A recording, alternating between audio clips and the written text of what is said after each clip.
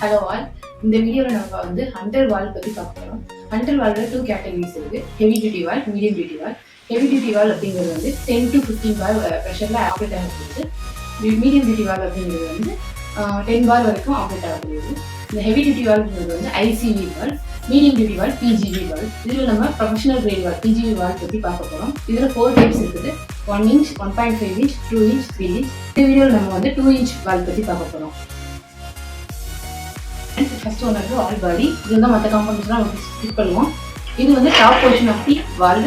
இது பேர் வந்து வால் போனட். நெக்ஸ்ட் மேஜர் காம்பவுண்ட் வந்து இதுதான் டயஃப்ராம். இது வந்து அப் அண்ட் டவுன் மூவ் ஆகுறதுனால தான் நமக்கு வால் ஆன் அண்ட் ஆஃப் நம்ம வந்து இது பண்ணுவோம். நெக்ஸ்ட் இது சென்டர் சிஸ்டம். இது ஃப்ளோ கண்ட்ரோல் ஹேண்டில்.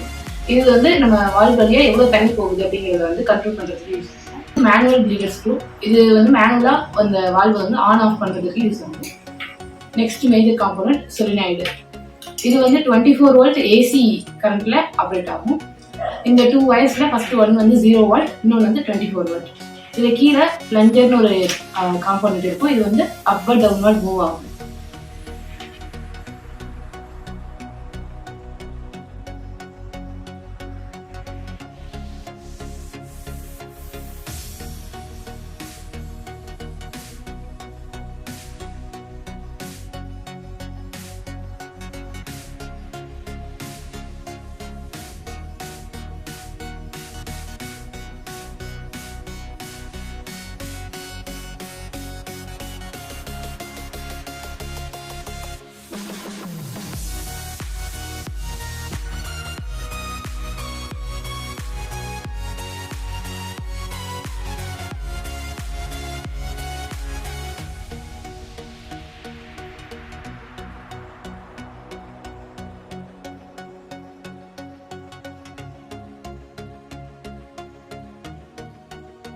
ஃபர்ஸ்ட் இந்த வால் ஆஃப் பொசிஷனில் இருக்கும்போது இந்த டயஃப்ராம் மேலே ஃபுல்லாக தண்ணி நிற்கும். அதனால இந்த டயஃப்ராமில் ப்ரெஷர் அதிகமாக இருக்கும்.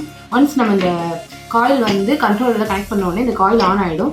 அப்போ இந்த பாட்டமில் இது ஒரு பிளஞ்சர் இருக்கும்னு சொன்னீங்களே, இந்த பிளஞ்சர் வந்து அப்வர்ட் மூவ் ஆகிட்டு இதில் ஒரு ஹோல் தெரியுதுங்களா, இந்த ஹோல் வழியாக தண்ணி லீக் ஆக ஆரம்பிக்கும். தண்ணி லீக் ஆகும்போது டயஃப்ராமில் இருக்கிற ப்ரெஷர் கம்மியாகி வால் ஆன் ஆகிடும். மேனுவலாக வால் ஆப்ரேட் பண்ணுறதுக்கு நமக்கு 2 மெத்தட் இருக்குது. ஃபர்ஸ்ட் ஒன்று வந்து இந்த காயிலை ஒரு த்ரெட் அன்ஸ்க்ரூ பண்ணுறது மூலமாக நம்ம ஆன் பண்ணலாம்.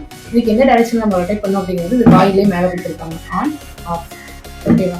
நெக்ஸ்ட் வந்து மேனுவல் ப்ளீடர் ஸ்க்ரூ.